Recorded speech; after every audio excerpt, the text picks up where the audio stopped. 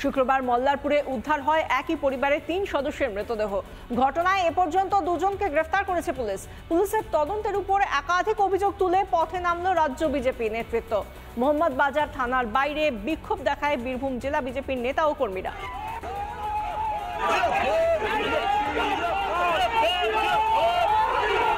জেলা বিজেপি নেতৃত্বের তরফ থেকে পথে নেমে তারা বিক্ষোভ প্রদর্শন করেছেন থানার বাইরে। সেই ছবি আমরা দেখাচ্ছি, যে সময় বিক্ষোভ একেবারে চরমে ওঠে সেই সময়কার ছবি।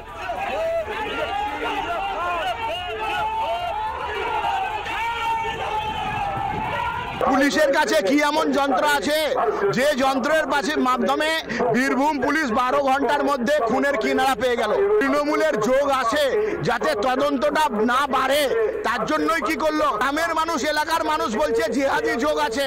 সেই জিহাদি যোগ থেকে আদিবাসীদেরকে আজকে বাঁচাতে চাইছে তৃণমূল কংগ্রেস।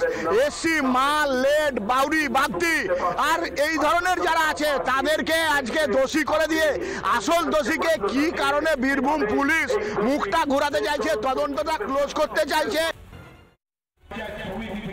দিকে দিকে তৃণমূলের গোষ্ঠীকন্দল যেন থামার নামই নিচ্ছে না। এবার বাংলা রাজনীতিতে বহু চর্চিত মঙ্গলকোট স্মরণ সভা থেকে নাম না করে জেলা পরিষদের সভাধিপতিকে নিশানা বিধায়ক অপূর্ব চৌধুরীর। মঙ্গলকোটে খুন ও অশান্তির জন্য জেলা পরিষদের সভাধিপতি শ্যামাপ্রসন্ন লোহারকে দায়ী করলেন তৃণমূল বিধায়ক।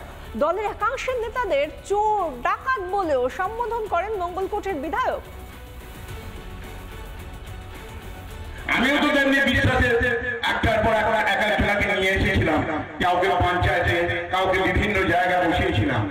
আমি তো জানি না সব কটা চোর ডাকাতকে নিয়ে এসেছি। সেই ভুলের জন্য আমি আপনাদের কাছে ক্ষমা চাইছি। তুমি যদি জেলা পরিষদে নাও, পঞ্চায়েত প্রধান, পঞ্চায়েত সভাপতি, আবার সাবধান করে দিচ্ছি, এই রাস্তা থেকে, খুনের রাস্তা থেকে সরে আসো। কারণ বারবার ধৈর্যের বাঁধ ভেঙে গেলে তখন কিন্তু আর আটকানো যাবে না। খেলা শুরু করলে এমন খেলা শুরু হবে, একবারে শুয়ে পড়বেন আর খেলতে পারবেন না। না, আমাদের দলে কোনো কোন্দল নাই, কোথাও কোনো বিরোধ আমাদের নাই। ওনার যদি কিছু বলার থাকে উনি নিশ্চয়ই দলীয় স্তরে আলোচনা করবেন, কারণ উনিও তো জেলা চেয়ারম্যান। এখানে বখরা নিয়ে কে বেশি পাবে, বখরা কে কম পাবে, এটা নিয়ে একটা গণ্ডগোল। এখানে তৃণমূলের জেলা সভাধিপতি আর এদিকে চেয়ারম্যান, একদিকে তৃণমূলের চেয়ারম্যান যিনি বিধায়ক। তো এনাদের দুজনের মধ্যে গণ্ডগোল এটা অনেকদিন ধরেই। এর আগেও দেখেছি হাতাহাতি হয়েছে। প্রকাশ্য মঞ্চ থেকে এরকম হুমকি দেন যে জনগণের কল্যাণের টাকা, জনগণের পরিষেবার জন্য যে সমস্ত কিছু বরাদ্দ হচ্ছে সেই সমস্ত কাজকে উনি আটকে দেবেন।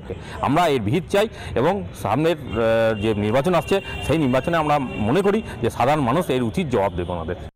নানা ধরনের কন্টেন্ট দেখার জন্য লাইক করুন, শেয়ার করুন আমাদের ফেসবুক পেজ, সাবস্ক্রাইব করুন আমাদের ইউটিউব চ্যানেল।